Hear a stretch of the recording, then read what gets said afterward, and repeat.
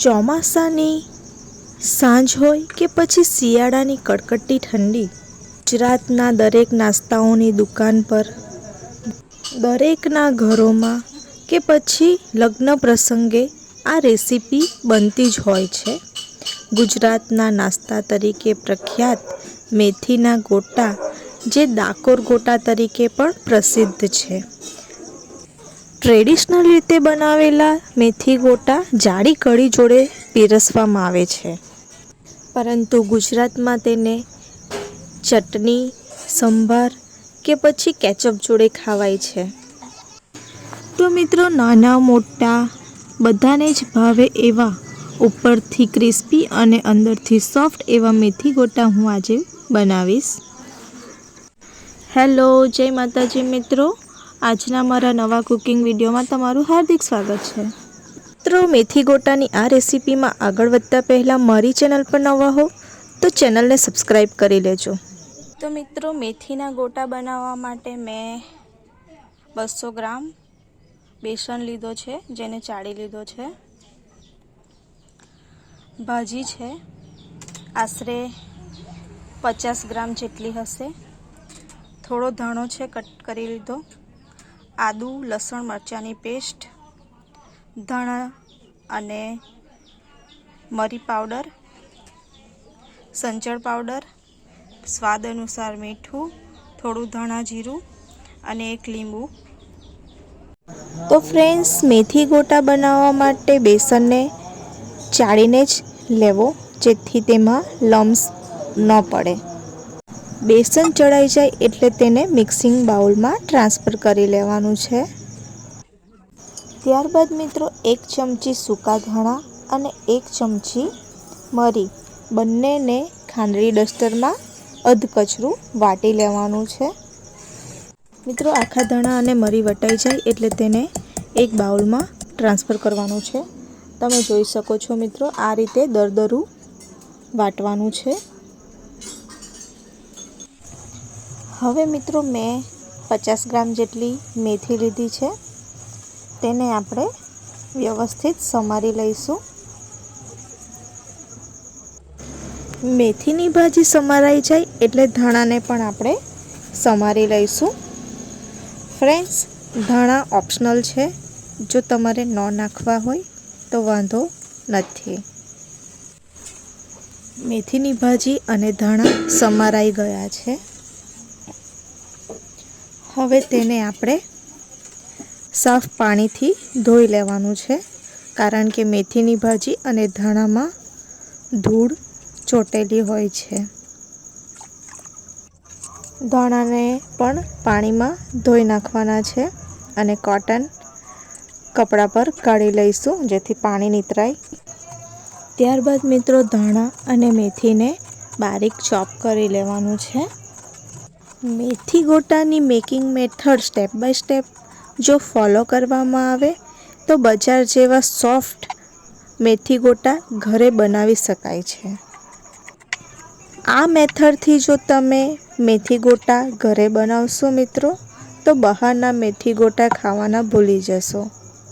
મેથી ગોટામાં most important part તેનું better છે. જો મિત્રો બેટર જો પરફેક્ટ હશે તો મેથી ગોટા પરફેક્ટ જ બનશે. સૌ પ્રથમ આપણે જે ધાણા મરીનો પાવડર ક્રશ કર્યો છે તે ઉમેરીશું. ત્યારબાદ આદુ, લસણ, મરચાંની પેસ્ટ ઉમેરવાની છે. ત્યારબાદ ધાણા જીરું પાવડર અને સ્વાદ અનુસાર મીઠું. આટલા મસાલા ઉમેર્યા બાદ આપણે તેનો લોટ બાંધવાનો છે. લોટ બાંધતા પહેલાં ધ્યાન રાખવું, પાણી થોડું થોડું કરીને જ નાખવાનું છે અને બહુ પતલું બેટર બનાવવાનું નથી. બેટરને વધારે મસળીને ચીકણો કરવાનો નથી. હળવા હાથે જ બેટરને ફેટવાનું છે અને ધ્યાન રાખવું કે બેટરમાં લમ્સ ન પડે. તો મિત્રો, તમે વિડીયોમાં જોઈ શકો છો તે પ્રમાણેનું આટલું થીક બેટર રાખવાનું છે. ત્યારબાદ બેટરને ઢાંકણથી ઢાંકી 5 થી 10 મિનિટ જેટલો રેસ્ટ આપીશું. બેટરને રેસ્ટ આપીને 5 થી 10 મિનિટ થઈ ગયો છે. હવે જે સમારેલી ભાજી છે તેને બેટરમાં નાખી દઈશું. સાથે લીલો ધાણો પણ ઉમેરી દેવાનો છે અને તેને વ્યવસ્થિત મિક્સ કરી લેવાનું. જો જરૂર જણાય તો જ 1 ચમચી જેટલું બેટરમાં પાણી ઉમેરવું. બેટર પરફેક્ટ બન્યું છે કે નહીં તે ચેક કરવા માટે થોડું બેટર હાથમાં લેવું અને તેને એક ડીશ પર મૂકવું. જો બેટર પસરતું નથી તો આપણું બેટર પરફેક્ટ બન્યું છે. જો બેટર ડીશમાં મૂકતાની સાથે પસરી જાય તો સમજવું કે બેસન નાખવાની જરૂર છે. હવે ગેસ ઓન કરીને એક પેનમાં તેલ ગરમ કરવા માટે મૂકી દઈશું. તેલ ગરમ થાય એટલે એક લીંબુ કટ કરીશું અને અડધું લીંબુનો રસ આપણે બેટરમાં ઉમેરી દઈશું અને સાથે ચપટી ખાવાનો સોડા ઉમેરીશું, જેને આપણે સંચળ પાવડર પણ કહીએ છીએ. હવે તેલ ગરમ થાય એટલે આપણે જે બેટર બનાવ્યું છે તેમાં 3 થી 4 ચમચી જેટલું તેલ નાખીને બેટરને બરાબર મિક્સ કરી લેવાનું છે. તેલ થોડું ગરમ થાય એટલે તેમાં થોડુંક બેટર ચેક કરવા માટે નાખવું. ગોટાનું બેટરને નાખતાની સાથે જો ઉપર તરી આવે તો તેલ પરફેક્ટ થઈ ગયું છે એમ સમજવું. તેલને બહુ ગરમ પણ ન કરવું, નહીંતર ઉપરથી ગોટા ચડી જશે અને અંદરથી કાચા રહી જશે. અને ધ્યાન રાખવું કે તેલ બહુ ઠંડુ પણ ન હોવું જોઈએ, નહીંતર ગોટા ઓઇલી બનશે. તમે જોઈ શકો છો મિત્રો, તેલનું ટેમ્પરેચર એકદમ પરફેક્ટ છે.